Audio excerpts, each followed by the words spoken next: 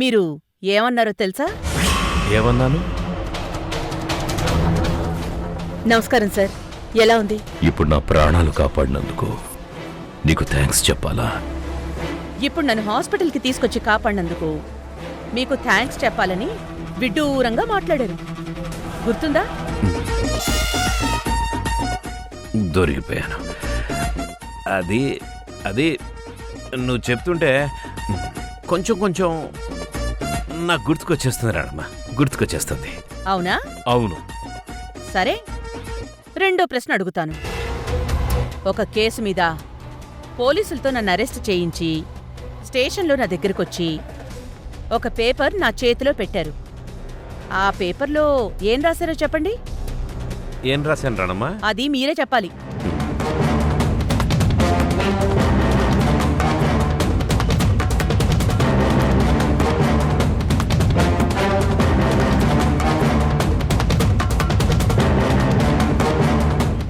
నేను చెప్తుంటే మీకు కొంచెం కొంచెం గుర్తుకొస్తోంది కదా, బాగా గుర్తు చేసుకుని చెప్పండి, పర్వాలేదు.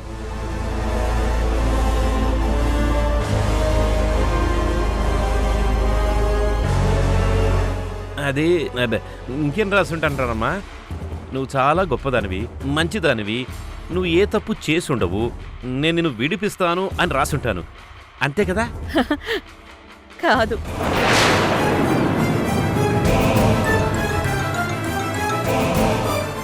విచ్చలవిడిగా ఉన్న నా 3 పిల్లలకి తల్లిగా నా ఇంటికి వస్తాను అంటే నిన్ను రిలీజ్ చేయిస్తాను అని రాశారు.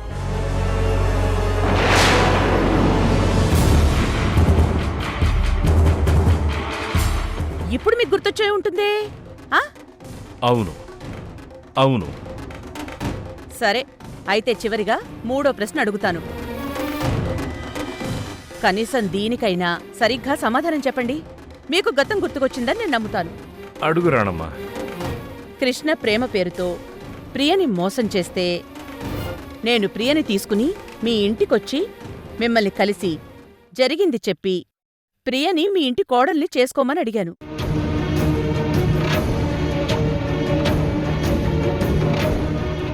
పెద్ద మనసు చేసుకుని వీళ్ళిద్దరికీ పెళ్లి చేయండి. ప్రియని మీ ఇంటి కోడల్ని చేసుకోండి. గుర్తొస్తోందా? అప్పుడు మీరేమన్నారో మీకు గుర్తుందా? నాకు బాగా గుర్తుంది రానమ్మా. చెప్పండి. అప్పుడు నేనేమనుంటానంటే, నేను ప్రియని నా ఇంటి కోడలిగా చేసుకుంటానని చెప్పుంటాను. అందుకే కదా కృష్ణకి ప్రియకి పెళ్ళయింది. అలా చెప్పలేదు మీరు.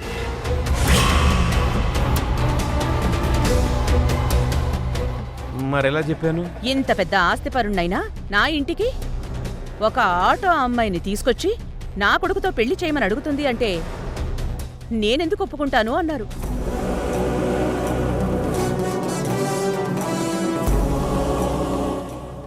అయినా సరే మీ మేనకోడల్ని నా ఇంటి కోడలుగా చేసుకుంటాను, కానీ నా 3 పిల్లల్ని మార్చి అప్పుడు కృష్ణతో పెళ్లి జరిపించుకో అని చెప్పారు.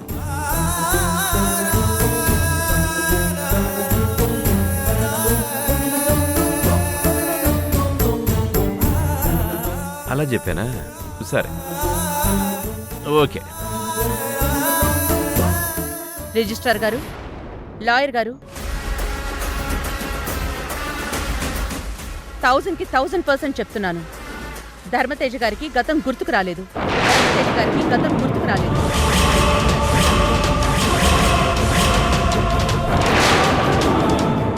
మన ముందు గుర్తుకొచ్చినట్టు నటిస్తున్నారు.